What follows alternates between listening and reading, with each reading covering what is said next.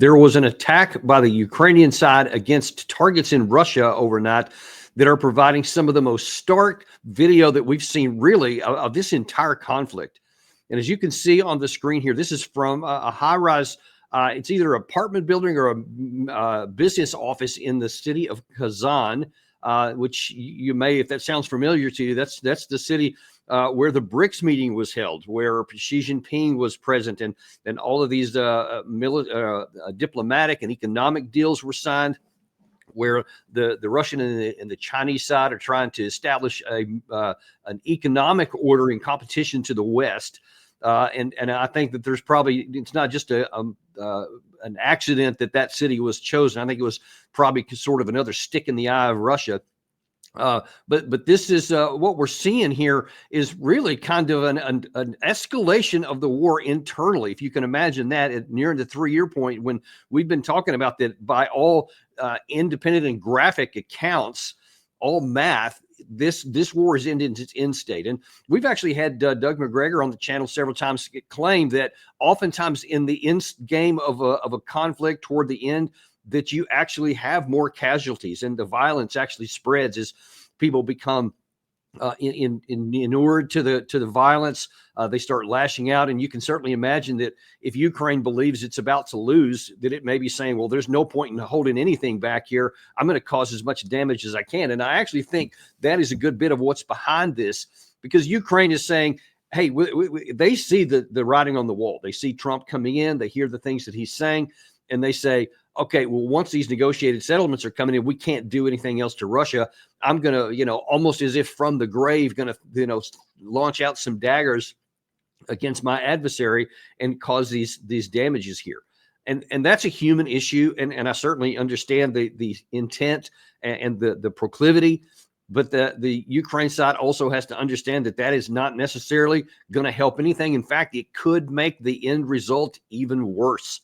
Because what we see here, this was not the only attack. There was also an attack elsewhere against a Russian target in Ryelsk, where there was another civilian area. And you see that's the kind of the growing trend here, that this was an attack in a civilian area, one against a business or an apartment, and this one just in the middle of a town. No apparent military attack structure here, though, to be fair, this is in the Kursk area, and it's not far from where the Kursk salient. It's entirely possible that Russia has some military forces on the ground in this area. We don't know. But what we do know is that it's continuing on to where Ukraine is saying, hey, we're going to fire missiles into her. Some of these have been reportedly using U.S. long-range ATACMS missiles. I think some of the others have recently been. There's also been some recent attacks by ATACMS and Storm Shadows, which were all intercepted or knocked out with electronic warfare and actually didn't strike any targets. So it didn't provide any, imagery or videos or anything else, but it shows a continued intent on the Ukraine side to bring the war closer and closer to the Russian side. Now, I know many of those on the Ukraine side who are for Zelensky and all of his folks say, well, it's fair. It's all fair, love, and war kind of the situation. And who can argue with that at face value? But you have to look at what is the intent objective. What do you want to accomplish by all of this? Is it just an act of a dying man to try and cause as much harm as possible on the way out? Is it to somehow some claim to force Russia into a more better negotiating position? If it's the latter, that's fiction. It's fantasy, because the most likely, again, we're talking about human emotions. That's the emotion on the one side, but folks, there's an emotion on the other side too. And I can assure you from reading some Russian Telegram channels, from looking at Russian media, this is engendering lots of anger on the Russian side. And when it comes to negotiations, this side is going to be a lot less willing to have a negotiated settlement that's anything positive for the Ukrainian side when they have the power, and it's going to be fresh on their minds, these civilian attacks that have come in. And in fact, I want to look at, how did we get to this place right here? Because you can't look at this attack in isolation. You can't say, oh, that's terrible that the Ukraine side hit these buildings in Russia. Like 9/11. I mean, literally, what American can see that video, those video images Gary showed at the top and not immediately think of September 11th, 2001. Well, this is just the latest in his tit for tat kind of situation here.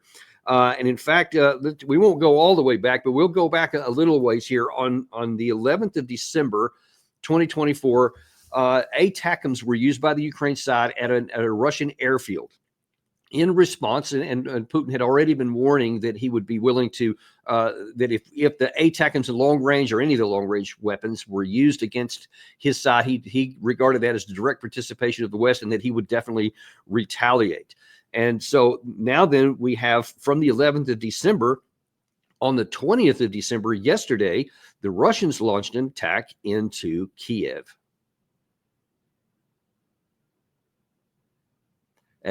Russia has unleashed a retaliatory strike on Ukraine's capital, Kiev. Here's what is known so far. The attack was carried out in the early hours of Friday. It was described as a response to Ukrainian aggression on Russian soil, causing devastation in various parts of Ukraine's capital. Russian forces reportedly used hypersonic Kinzhal missiles and Iskander ballistic missiles for targeting key locations in Kiev. The strikes reportedly disrupted vital infrastructure. Loud explosions disturbed Kiev's pre-dawn silence, sending residents scrambling for shelter. So you can see a lot of those images there. That's from civilian areas of Kiev. So they were obviously upset with that. And in fact, later that same day, Volodymyr Zelensky actually addressed this and promised that there would be some retaliations. Here he is talking about what happened on that with those strikes that you just saw reported. Будинки, костел Святого Миколая, також є пошкодження в дипломатичних місіях. Усі вони розташовані в одній офісній будівлі. Албанія, Аргентина, Палестина, Північна Македонія, Португалія, Чорногорія. Очевидно, що таке російське божевілля не повинно сприйматися світом як щось звичне. Повсякденний терор заслуговує на постійно зростаючий тиск на терориста. Росія повинна відповідати, і навіть якщо ними керує повністю неадекватна особа, російська держава завдяки тиску на неї повинна відчути, що таке реальність і як реальність може карати міжнародних злочинців. So you can see there that that Zelensky was vowing retaliation and revenge yesterday, and he said they have to be made to feel what's going on. And of course, then we see the result overnight in the Ryelsk and in Kazan and those big dramatic videos. And now, one thing you got to understand about that is that from a military perspective, those drones were relatively small in comparison to like, say, a ballistic missile or so. And those targets that were selected, with the possible exception of the Ryelsk one, because that is not too far from the front lines in the Kursk area, so that could have had some impact, but it would be incredibly marginal because whatever it was something in the rear. And you could see from those videos, there was no apparent military sites. It didn't look like any arms depots had been hit or weapons depots, etc. Perhaps it hit a command and control center, unknown at this point. But even if it was, that would be harm. But it would be transparent at the front, because that's not going to have anything to do with the fighters who are fighting at the front. The one in Kazan had no apparent military relation and certainly isn't going to have any impact on anything at all. All it's going to do is like stir up the hornet's nest. So you have to understand that, yes, this is something that's launching into Russia, but it doesn't have any impact on the war. You need to understand that. It has no impact on the war. And one can argue that the Russian attack into Kiev also didn't have any impact on the war. Now, with the possible, there's a second exception. I don't think we have any video on this one, but there was reportedly the SBU, basically the CIA version of the Ukraine building was hit and put on fire there. Now, that could have some impact, and that would have been a direct intentional response from the Russian side to previous rounds of attacks against its citizens. So that's one that does have a pretty direct correlation to an operational capacity, if that's where a lot of the operations had been manned out of. But what you see there, you see, on the one hand, now this is what a lot in the West always pat Zelensky on the back for, and have been calling him a Churchill type figure from the beginning, because he's unbowed, he's not going to be coerced, he's not going to be pushed down, he's going to keep on striking back. But here's the thing. He can't get into a tit-for-tat conflict, competition with Russia and come out on top. These things can only make it worse for Ukraine. I understand that a lot of people want to say, yeah, in your face, Russia, feels good in the moment, and that's for almost certainly why he did it, and probably is the result. Certainly among the supporters of Ukraine and with the Ukrainians within the country, is that they feel, yeah, finally you're feeling a little bit of pain. But what is the utility of doing that if you can't sustain it, and if you can't cause enough harm to the other side to actually compel them into something, and instead it's enough like sticking a poker into a hornet's nest, which could then come out and sting you even more? Because when you're talking about resources and capabilities, you don't have the ability to accomplish anything that's going to help your side out. I mean, you see that headline there that Gary's showing there. Well, Zelensky admitted that they don't have the military strength to reclaim lost territories. Well, then if you're admitting that openly, then why are you taking action here you can't sustain and that can't result in anything positive for your side? And in fact, a really good friend, one of the probably the best friend of Ukraine in this whole war has been the Poles, the Poland right to the north of that, and a retired Polish general on the 19th. So just 2 days ago, 2 days ago, wrote that an analysis that said that highlights that Ukraine is in a deep crisis due to a shortage of manpower. Does that sound familiar? Some brigades have been in continuous combat since the beginning of the war, he notes. The situation is exacerbated by the inability to replenish units and losses from the failed offensive in Zaporizhia in 2023. Really, in a nutshell there, he's saying what we've been telling you from the beginning, that this is manpower, not machines, not money, and that the offensive in 2023 was catastrophic. And in light of that, sorry, Gary, if you could throw that back up one more time, because of all of these things, he says, the only way to save Ukraine is to halt its military activities. And that's just a polite way of saying it's time to reach a negotiated settlement. And that's exactly what he should be doing. But instead, that's not what they're doing. They're doing things like what you see there, which is exacerbating and making more angry the side that, by your own admission, has more power than you can deal with. So it's hard to understand, other than just a detached emotional response, what the Zelensky government is doing, because ultimately this is harmful to the Ukrainian people. And then yesterday, actually, before this attack, Gary, if you could put that other full screen up on there, what we had was that Putin, and this is before that last this strikes this morning. Putin said that there was some of my colleagues from the Duma, that's the Russian parliament, spoke and said that war had been declared on the Russian world, and so it is, he quoted. So now that's a little more meaningful than it may seem, because that's, again, coming 3 years nearly into this war. And Putin has always used the term special military operation. He has not used the term war, because war carries, the definition of war from the Russian perspective carries meaning. And that means like you mobilize the entire state. All of the defense industry, all the weapon or the tools of statecraft, et cetera, everything gets mobilized, and potentially even including personnel. And that's one thing we have to keep a very, very close eye on in the coming days to what may follow that declaration, especially in light of overnight, because Putin is also not immune to emotions, and certainly many in Russia are as well. And then I can assure you, there's a lot of anger on the Russian side, wanting much tougher responses from Vladimir Putin.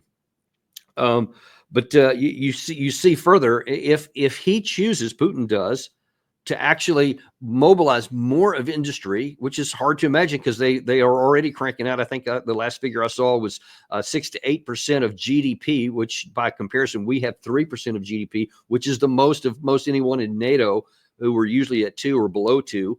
He's at 6 to 8%. And if they escalate that more, then one has to wonder, what is the intent? Are they concerned that they're going to end up in a war with the West, and are they preparing for it? Already, I've seen Andre, I can't remember, one of the Russian guy who's got some Russian experience, Martyanov, and Andrei Martyanov, has said on another show of recently that according to his sources, there are somewhere around 450,000 Russian forces not engaged in the conflict. aside from the roughly 600 to 700,000 that are actually engaged all across the line of contact from the Zaporizhia area all the way around to the Kursk salient. So one wonders, what are those troops there for? There have also been a lot of video images coming out of Russian Telegram and some other channels showing lots of train loads of equipment going from deeper in Russia up in the direction of the line, far more than just to replace the combat losses that the units have. So implications being perhaps something else is coming. Given the comment from Vladimir Putin there, one wonders if he's got something else in mind here. Meanwhile, that's all kind of at the upper echelons, what's going on up in the strategic or operational level. Back down on the ground, though, kind of, I think probably what was important and why you had that Polish general make that comment. Let me just show you a little bit of what's actually happening on the ground here. We keep talking about the Pokrovsk area. That's this area right here, and you see that overnight it continues more and more Russian advances coming up to the very gates of Pokrovsk. This is Shevchenko area right here where the Russians have made even more outlets. And you see they're, I mean, literally within range, visual range of the leading part of the city. They've made more advances up in this area again overnight. So it looks like they're going to try from multiple angles to start interdicting into that city, which is hugely important for reasons I'll show you in just a second. But down here, actually in the Karakova area, you see that Russia they have been already basically on three sides, cutting off potentially lots of Ukrainian men here. They've been moving in this direction here to interdict this one supply line, the one main road that allows these troops, the Ukraine troops, to hang on inside the city here. Now they're moving up methodically in the bottom of the city. They're moving further up in here too, and it's probably only a matter of time, probably not much time, before Kramatorsk itself falls. And now if you get both of these two to fall, then the next big danger is going to be, and we're going to see this here in a minute, is the Kramatorsk area, Slavyansk and Kramatorsk, because these areas here are quite important because you can see this area here. You see a lot of these fortifications here. Now, let me just pull out just a little bit here and show you why this is so important. If Pokrovsk falls, that's going to interdict a lot of the support capabilities and a lot of these roads that have been using to support all of these Ukrainian troops in this area here. This is the Slavyansk Kramatorsk agglomeration, as some call them. But once you take these things out, these roads here, this makes it much more vulnerable for here. Now then Russia can take all of its combat power and potentially come in from three separate directions to try and take this agglomeration here. And look what you notice when you get beyond that, folks. This is the Dnieper River. What do you see all in there here? You don't see any fortifications. This is basically the end of it. That's why I say we're getting close to the end game here. And let me just show you on the ground here. Gary, if you can run that military summary channel from this morning talking about Karakova.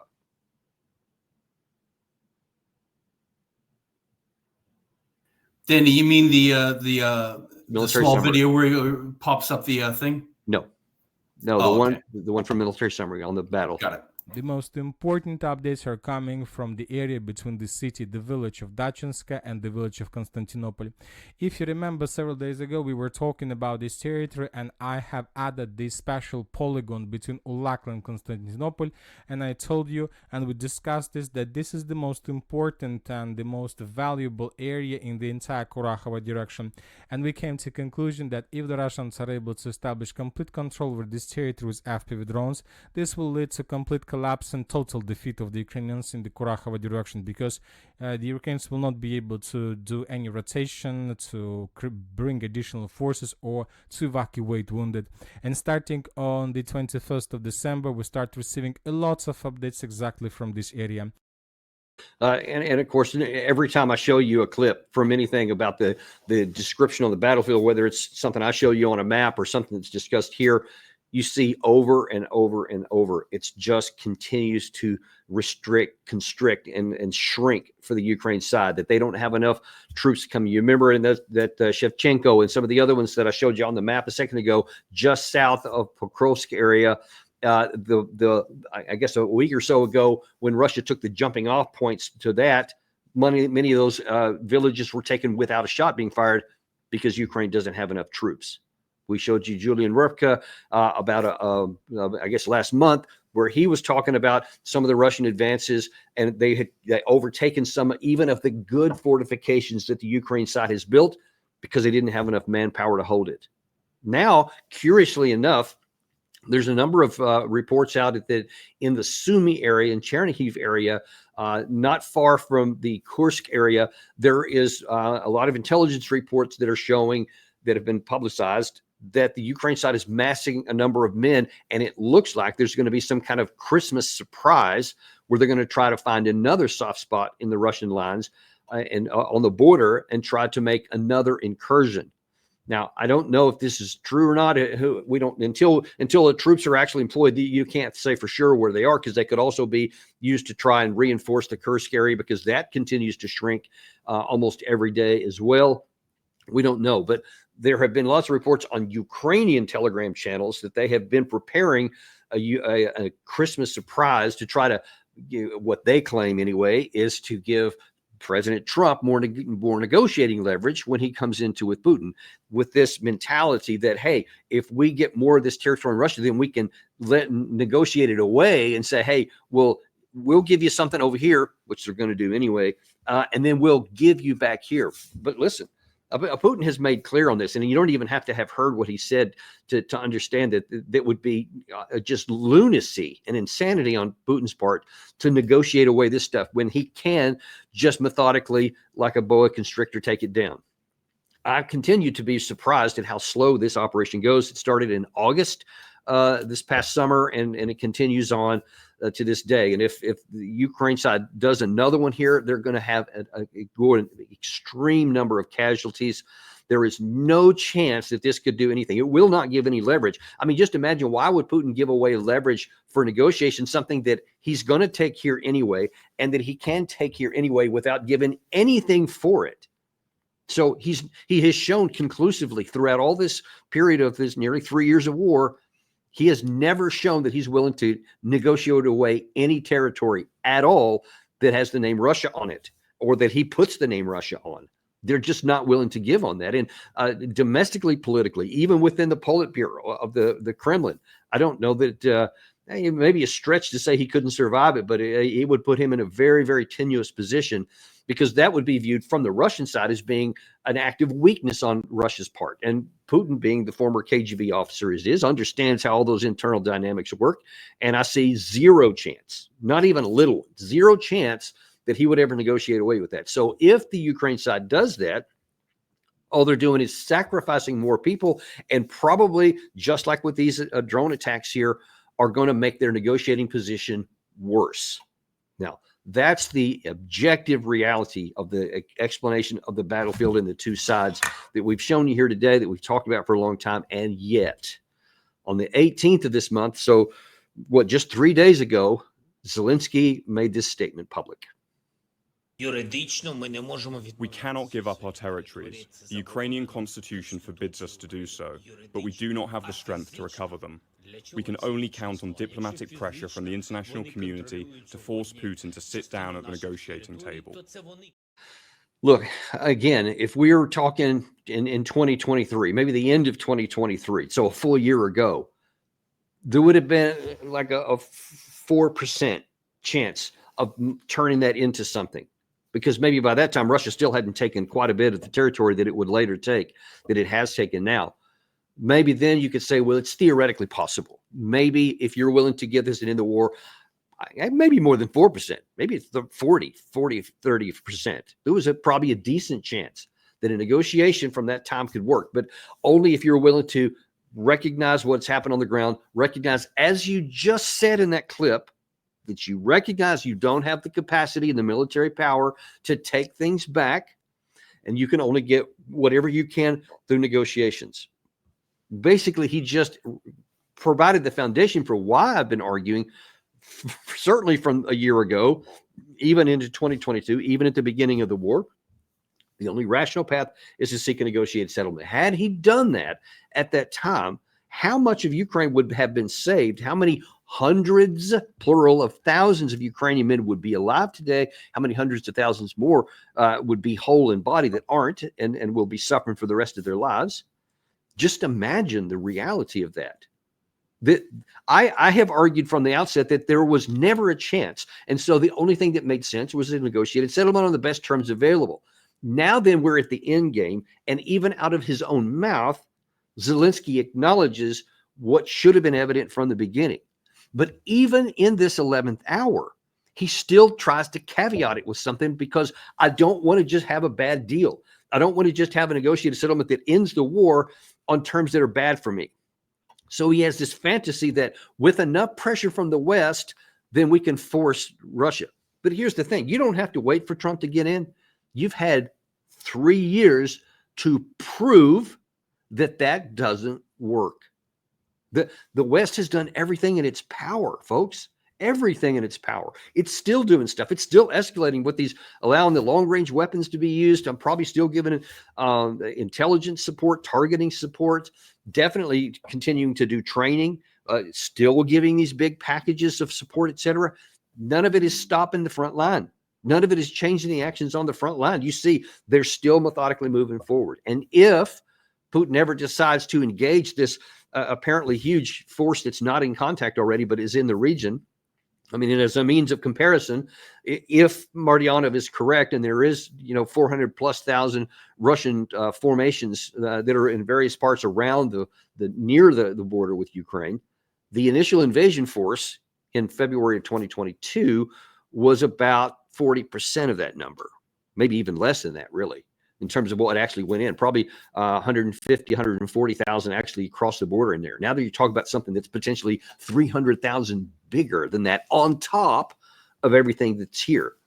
So with the brittleness of the Ukrainian lines, I personally have been surprised why there hasn't been even the attempt. It's not like Russia tried, like the Ukraine side did in 2023. They tried to do this and it failed. They haven't even tried. They have been doing this methodical thing for now going on 14 straight months. I think it started, you can really say it started in October of 2023. And now it's continuing on to this day. And you see it's picking up steam. I think Putin said in his press conference a couple of days ago that we're not talking hundreds of meters anymore. Now we're talking about multiple kilometers each day it's moving forward. And we see that play out on the map. So that part we know is true. So it just doesn't make any sense to hope that the pressure from the West, and as that headline Gary just put up there showed you, I mean, it's still going on, but it's not making any difference here. So if you have nearly 3 years of proof that a certain course of action doesn't work, and you see more than anyone the accurate body count of your people that are dying and having their limbs blown off every single day, I mean, at some point, don't you have to say, listen, we gave it our best. We did the best we could. The odds were stacked against us. We fought heroically. But I'm not going to condemn any more innocent people in my country to death pursuing an objective that cannot and will not be achieved. That seems to me to be the real mark of a leader, to do the hard, right thing, even though it's going to be unpopular among his people. And how can it be any other way? Although I would argue that certainly among the family members of those troops that are still alive would heartily encourage that, because they don't want their loved one to die in a pointless war that can't be won, or be the last one to die in a war that's already over. So I certainly hope that that's the case. I hope that he does it. I hope that Trump does everything he can to bring this to a quick end. We'll save that for another day, because as we get closer to the time he takes power, his negotiating hand is not near as strong as he apparently believes it is. And it's going to be tough for him to get this done, because Trump himself is not going to want to enter office for his second term and make some kind of a deal that, just quote, gives Russia everything, which is how it's going to be portrayed. That's already going to happen. You can just mark it down. Even if he had some magnificent, negotiated settlement that ended the war, his opponents are definitely going to accuse him of that. And we'll see, how much of that he's willing to endure. And how far he's willing to go. And if you're going to be attacked anyway, then what's the point of even trying to placate anyone? Just get the best deal you can, get it off the table, move on. One thing about Washington, good and bad, it could be good, is that our attention span is very short. So while everybody's paying attention to this right now, as the months continue to roll by, once this gets off the front lines and off the pages, then everybody's going to move on to whatever's next. So I hope that's what he ends up doing for the sake of the Ukrainian people, because I will to say at the ending of here, especially as we're getting close to Christmas. Man, do I ever wish that Zelensky had listened to Viktor Orban and would have had a Christmas ceasefire. Putin said he would have considered it if Zelensky had been willing to entertain that, to at least, heading into what's supposed to be this holy season with the birth of Jesus and the Prince of Peace and all of that. It would have been a great opportunity to, if nothing but pause the killing, that would have been great. But if that could have then led to a more permanent ceasefire to end the killing, what a great deal that would be. I'm afraid it looks like we've probably lost that opportunity, but I do pray for a quick and rapid end to this so that the pointless dying can come to an end as quickly as possible. That's the best we can hope for at this, and certainly that is our prayer as we enter this holy season. Thank you very much for joining us on this Saturday. Really appreciate you guys. Be sure and like and subscribe if you haven't done that already on your way out. Hope you have a great weekend, and we'll look forward to seeing you with some great shows next week on Daniel Davis Deep Dive.